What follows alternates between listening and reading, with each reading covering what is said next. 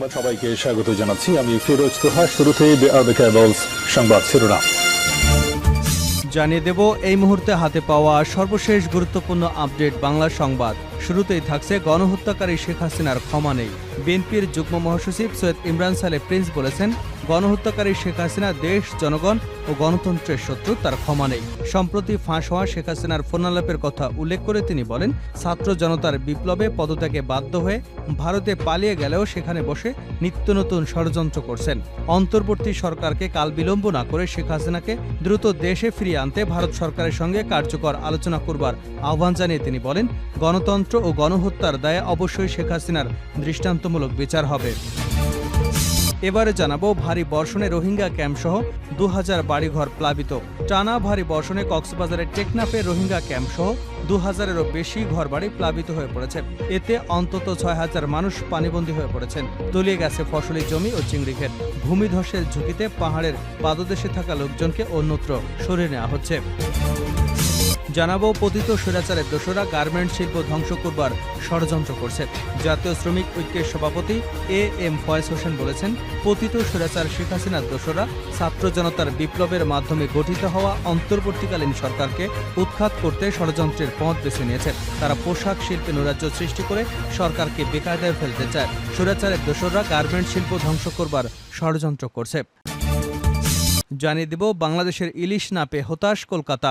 দুর্গাপুজোয় ভারতে ইলিশ উৎসবের রেওয়াজ চলমান ছিল বেশ কয়েক দশক ধরেই। প্রতিবছর বর্ষা মৌসুমে পদ্মার ইলিশের জন্য তাই মুখিয়ে থাকত পশ্চিমবঙ্গের মানুষ। সম্প্রতি সরকার পতনের পর এই ধারাবাহিকতায় ছেদ পড়ে।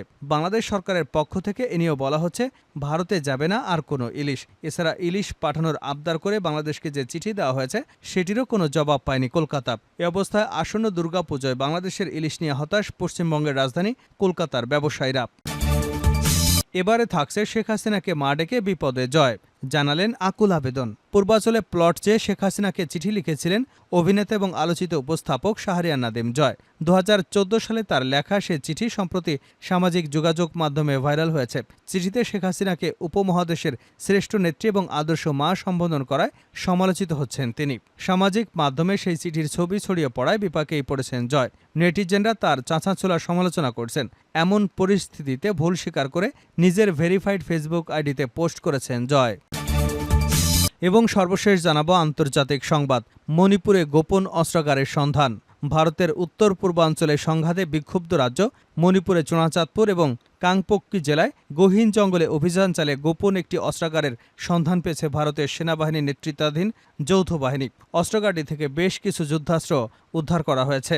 এতক্ষণ শিরোনাম শুনছিলেন, এবার বিস্তারিত। প্রিয় দর্শক, আপনি যদি এই চ্যানেলে নতুন হয়ে থাকেন, ভিডিওটি দেখতে দেখতে চ্যানেলটি সাবস্ক্রাইব করে আমাদের সঙ্গেই থাকুন। আর এই ভিডিও সম্পর্কে আপনি আপনার মূল্যবান মতামতটি কমেন্ট বক্সে জানিয়ে দিন। আর হ্যাঁ প্রিয় দর্শক, জানিয়ে দিন ভিডিওটি কোথা থেকে দেখছেন। গণহত্যাকারী শেখ হাসিনার ক্ষমা নেই, ইমরান সালেহ প্রিন্স। বিএনপির যুগ্ম মহাসচিব সৈয়দ ইমরান সালেহ প্রিন্স বলেছেন, গণহত্যাকারী শেখ হাসিনা দেশ, জনগণ, গণতন্ত্রের শত্রু, তার ক্ষমা নেই। সম্প্রতি ফাঁস হওয়া শেখ হাসিনার ফোনালাপের কথা উল্লেখ করে তিনি বলেন, ছাত্র জনতার বিপ্লবে পদত্যাগে বাধ্য হয়ে ভারতে পালিয়ে গেলেও সেখানে বসে নিত্য নতুন ষড়যন্ত্র করছেন। অন্তর্বর্তী সরকারকে কাল বিলম্ব না করে শেখ হাসিনাকে দ্রুত দেশে ফিরিয়ে এনে ভারত সরকারের সঙ্গে কার্যকর আলোচনা করবার আহ্বান জানিয়েছেন তিনি। গণতন্ত্র ও গণহত্যার দায় অবশ্যই শেখ হাসিনার দৃষ্টান্তমূলক বিচার হতে হবে। শুক্রবার সন্ধ্যায় ময়মনসিংহের হালুয়াঘাটে উপজেলা ও পৌর বিএনপি এবং অঙ্গ ও সহযোগী সংগঠনের যৌথ সমন্বয় সভায় প্রধান অতিথির বক্তব্যে এসব কথা বলেন তিনি। সভায় ইমরান সালেহ প্রিন্স বলেন, ভারত সরকারের সেফ হাউসে বসে শেখ হাসিনা কিভাবে বাংলাদেশকে অস্থিতিশীল করতে ছাত্র জনতার গণবিপ্লবের ফসল নস্যাৎ করতে ষড়যন্ত্র করছেন, তা ভারতের মোদী সরকারকে জবাব দিতে হবে। এর দায় অবশ্যই ভারতের মোদী সরকারকে নিতে হবে। তিনি বলেন, ভারত সরকার তাকে কোন স্ট্যাটাসে কোথায় রেখেছে তা প্রকাশ্যে বলতে হবে। উল্লেখ করে তিনি বলেন, দ্রুত বাংলাদেশে ফেরত পাঠাতে হবে। এ বিষয়ে অন্তর্বর্তী সরকারকে দ্রুত ব্যবস্থা নিতে হবে। শেখ হাসিনার ষড়যন্ত্রকে সমূলে নস্যাৎ করতে হবে। শেখ হাসিনা তার অবৈধ শাসন আমলে দুর্নীতি, লুটপাট, নিষ্ঠুর দমনপীড়ন চালিয়ে গণতন্ত্র হত্যা করে গণশত্রুতে পরিণত হয়েছে। উল্লেখ করে ইমরান সালেহ প্রিন্স আরও বলেন, গণবিদ্রোহে শেখ হাসিনা পদত্যাগ করে পালিয়ে গেলেও এখনও প্রধানমন্ত্রী দাবি করা রাষ্ট্রদ্রোহিতার সামিল। ক্ষমতা লিপ্সায় শেখ হাসিনা নিজের পাশাপাশি দেশকে ধ্বংস করেছেন। এখন দেশকে অস্থিতিশীল করতে রাষ্ট্রের বিরুদ্ধে ষড়যন্ত্র করছেন। সভায় অবশেষে ইমরান সালেহ প্রিন্স বলেন, আন্তর্জাতিক গণতন্ত্র দিবসে শেখ হাসিনা এবং আওয়ামী লীগের হরণ করা গণতন্ত্র এদেশের মালিকানা জনগণের কাছে ফিরিয়ে দিতে অঙ্গীকারবদ্ধ হবে। বিএনপি ও অঙ্গ সহযোগী সংগঠনের নেতাকর্মী, সমর্থক, শুভানুধ্যায়ী এবং জনসাধারণের প্রতি গণতন্ত্র ফিরিয়ে আনার সংগ্রাম অব্যাহত রাখার আহ্বান জানান। ভারী বর্ষণে রোহিঙ্গা ক্যাম্পসহ ২০০০ ঘরবাড়ি প্লাবিত। টানা ভারী বর্ষণে কক্সবাজারের টেকনাফে রোহিঙ্গা ক্যাম্পসহ ২০০০-এরও বেশি ঘরবাড়ি প্লাবিত হয়ে গেছে। এতে অন্তত ৬,০০০ মানুষ পানিবন্দী হয়ে পড়েছেন। তলিয়ে গেছে ফসলের জমি, চিংড়িঘের। ভূমিধসের ঝুঁকিতে পাহাড়ের পাদদেশে থাকা লোকজনকে অন্যত্র সরিয়ে নেওয়া হচ্ছে। বৃহস্পতিবার সকাল ৯টা থেকে শুক্রবার সকাল ৯টা পর্যন্ত টানা ২৪ ঘণ্টায় বাংলাদেশের আবহাওয়া অধিদপ্তর এবং বাংলাদেশ বন্যা পূর্বাভাস ও সতর্কীকরণ কেন্দ্র কর্তৃক টেকনাফে ২৩৪ মিলিমিটার বৃষ্টিপাত রেকর্ড করা হয়েছে। বৃহস্পতিবার সকাল থেকে সন্ধ্যা পর্যন্ত এ বৃষ্টিপাত হয়। স্থানীয় জনপ্রতিনিধিরা জানান, টেকনাফ পৌরসভা, সাবারং, হোয়াইকং, হিনলা ও সদর ইউনিয়নের বসবাসকারী ৮০০ পরিবারের মানুষ পানিবন্দী হয়ে পড়েছেন। এছাড়া টেকনাফের লেদা, জাদিমুড়া এবং আলীখালী ক্যাম্পে ৭০০ ঘর ডুবে গেছে। টেকনাফ উপজেলা নির্বাহী কর্মকর্তা মোহাম্মদ আদনান চৌধুরী বলেন, আমরা খোঁজখবর নিচ্ছি।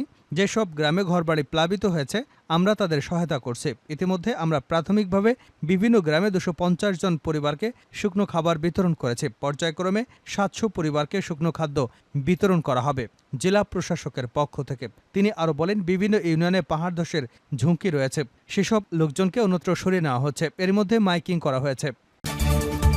পতিত স্বৈরাচারের দোসরা গার্মেন্টস শিল্প ধ্বংস করবার ষড়যন্ত্র করছে জাতীয় শ্রমিক ঐক্য।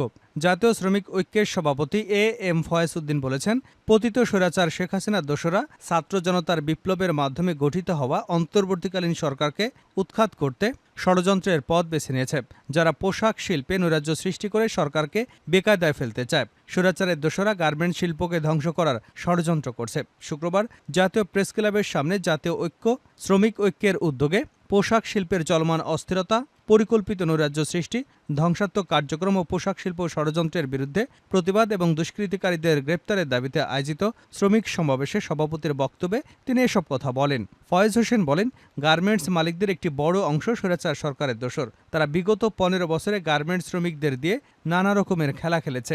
জীবিকা বাঁচানোর জন্য শ্রমিকরা তাদের কথা শুনতে বাধ্য হয়েছেন। আজকে গার্মেন্টস মালিকরা শ্রমিকদের দিয়ে আবারও ষড়যন্ত্রের খেলা খেলতে চাচ্ছে। চলমান নৈরাজ্য তাদের নতুন ষড়যন্ত্রের অংশ।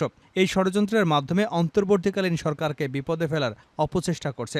জাতীয় শ্রমিক ঐক্য কোনো নৈরাজ্য আশ্রয় প্রশ্রয় দিবে না। তিনি বলেন, আমরা দেখতে পাচ্ছি দেশের কলকারখানা ভারতীয় মালিকরা কিনে নিচ্ছে। তারা এদেশের গার্মেন্টস শিল্পকে তাদের দেশে নিয়ে যাবার অপচেষ্টা করছে। তাদের সাথে স্বৈরাচার সরকারের দোসরদের সম্পর্ক আছে। আমাদের দেশপ্রেমিক শ্রমিকরা আন্দোলন সংগ্রাম করে ন্যায্য মজুরির জন্য। তারা কারখানা বন্ধ করা বা ভাঙচুর, জ্বালিয়ে পুড়িয়ে দেবার আন্দোলন করে না। আমাদের শ্রমিকরা সুশৃঙ্খল। তারা ৮ ঘন্টার জায়গায় ১২ ঘন্টা কাজ করে। তারা শ্রম দেয় কারখানা ধ্বংসের জন্য নয়। আমরা স্পষ্ট করে জানিয়ে দিচ্ছি, আর একটি কারখানা যদি নৈরাজ্য সৃষ্টি করা হয় তাহলে আমরা কঠোরভাবে দমন করব। বাংলাদেশের ইলিশ না পেয়ে হতাশ কলকাতা। দুর্গাপুজোয় ভারতের ইলিশ উৎসবের রেওয়াজ চলমান ছিল বেশ কয়েক দশক ধরেই। প্রতিবছর বর্ষা মৌসুমে পদ্মার ইলিশের জন্য তাই মুখিয়ে থাকত পশ্চিমবঙ্গের মানুষ। সম্প্রতি সরকার পতনের পর এর ধারাবাহিকতায় ছেদ পড়ে। বাংলাদেশ সরকারের পক্ষ থেকে এ নিয়ে বলা হচ্ছে, ভারতে যাবে না আর কোনো ইলিশ। এছাড়া ইলিশ পাঠানোর আবদার করে বাংলাদেশকে যে চিঠি দেওয়া হয় সেটিরও জবাব পায়নি কলকাতা। এ অবস্থায় আসন্ন দুর্গাপূজায় বাংলাদেশের ইলিশ নিয়ে হতাশ পশ্চিমবঙ্গের রাজধানী কলকাতার ব্যবসায়ীরা। কলকাতার সংবাদ মাধ্যমে বলা হয়, হাসিনা সরকারের পতনের পর বাংলাদেশের রাজনৈতিক আবহে পরিবর্তন এসেছে। বদলেছে ভারত বাংলাদেশের সীমান্ত ভিত্তিক আমদানি রপ্তানির ছবি। প্রতিবছর পুজোর সময় ইলিশ আসে বাংলাদেশ থেকে। উপহার হিসেবে বাংলাদেশ থেকে ইলিশ যেত ভারতে। ফিশ ইম্পোর্টার্স অ্যাসোসিয়েশনের পক্ষ থেকে জানানো হয়েছে, পদ্মার ইলিশ এবার আদৌ আসবে কিনা তা নিয়ে সন্দেহ রয়েছে। তবে পদ্মার ইলিশ পাতে নেবার সুযোগ নাও হতে পারে ভেবেই হতাশ কলকাতাবাসী। এদিকে বাংলাদেশে কিছু অসাধু ব্যবসায়ী ভারতে ইলিশ পাচারের চেষ্টা করছে। সীমান্তরক্ষী বাহিনী, বিজিবির কঠোর অবস্থানে এসব চোরাচালান ভেস্তে যাচ্ছে। শুক্রবার সকালে এক সংবাদ বিজ্ঞপ্তির মাধ্যমে বিজিবির কুমিল্লা সেক্টরের ৬০ ব্যাটালিয়ন জানিয়েছে, অবৈধভাবে ভারতে পাচারের সময় কুমিল্লায় ৪৪০ কেজি ইলিশ জব্দ করেছে বর্ডার গার্ড বাংলাদেশ। বৃহস্পতিবার রাতে ভারত বাংলাদেশ সীমান্তের কুমিল্লার ব্রাহ্মণপাড়া উপজেলার শশীদল এলাকায় মনোকরা নামক স্থান থেকে ইলিশগুলো জব্দ করা হয়। এছাড়া সুনামগঞ্জের দোয়ারাবাজার সীমান্ত থেকে ভারতে পাচারের সময় ২৭৫ কেজি ইলিশ আটক করেছে বর্ডার গার্ড বাংলাদেশ। শেষ করছে আন্তর্জাতিক সংবাদ দিয়ে। মণিপুরে গোপন অস্ত্রাগারের সন্ধান। ভারতের উত্তর পূর্বাঞ্চলের সংঘাত বিক্ষুব্ধ রাজ্য মণিপুরের চোরাচাঁদপুর এবং কাংপোকি জেলার গহীন জঙ্গলে অভিযান চালিয়ে গোপন একটি অস্ত্রাগারের সন্ধান পেয়েছে ভারতের সেনাবাহিনীর নেতৃত্বাধীন যৌথ বাহিনী। অস্ত্রাগারটি থেকে বেশ কিছু যুদ্ধাস্ত্র উদ্ধার করা হয়েছে। শুক্রবার সেনাবাহিনীর জনসংযোগ দপ্তর থেকে দেওয়া এক বিবৃতিতে নিশ্চিত করা হয়েছে এ তথ্য।